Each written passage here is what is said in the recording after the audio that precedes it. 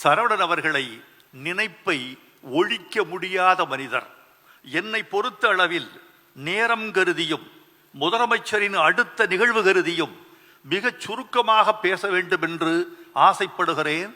ஓரிரு மணித்துளிகள் அதிகம் போனால் எம் சரவணன் அவர்களின் சார்பில் நீங்கள் என்னை மன்னிப்பீர்கள் என்று எதிர்பார்க்கிறேன். என் அறியாமையை மன்னித்தவர் எம் சரவணன். சிவப்பு மல்லி என்ற படத்திற்கு பாட்டெழுத முதலில் அந்த ஸ்டுடியோவுக்குள் நுழைகிறேன்.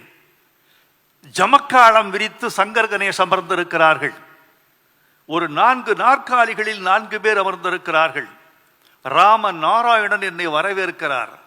உள்ளே நுழைந்த நான் ஒரு கிராமத்து இளைஞன், நாகரிகம் அறியாதவன். நான் கேட்கிற கேள்வி, உங்களில் யார் குமரன், உங்களில் யார் சரவணன், உங்களில் யார் பாலசுப்ரமணியன் என்று கேட்டேன்.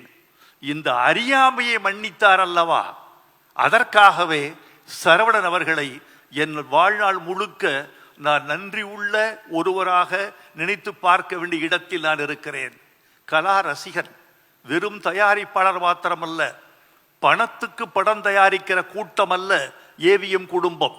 கலை, நயம், மொழி, தமிழ், இசை, ஒப்பனை, நடிப்பு என்று எல்லாவற்றிலும் உச்சம் காண துடிக்கிற கூட்டம் ஏவிஎம் குடும்பத்தார் கூட்டம் என்று நினைக்கிறேன்.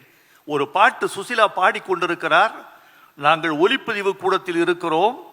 ஒரு வரி வருகிறது, இந்த இரவு விடிந்து விட வேண்டும், இல்லை இளமை கரைந்து விட வேண்டும். இந்த பாட்டு வந்த உடனே ஏவிஎம் சரவணன் சார் சங்கர் கணேச கூப்பிட்டு, நிறுத்துங்க ஒலிப்பதிவை.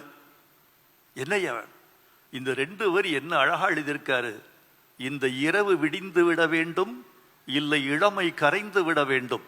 சவுண்டே இல்லாம ஹார்ட் லிப்ல அந்த அம்மையாரை பாட வைத்து சத்தம் இல்லாம இதை மீண்டும் ஒலிப்பதிவு செய்யுங்க. இதனால் தெரிந்து கொண்டேன், ஒரு தமிழ் காதல் கொண்டவரோடு தான் நாம் நட்பாக இருக்கிறோம் என்று நான் தெரிந்து கொண்டேன்.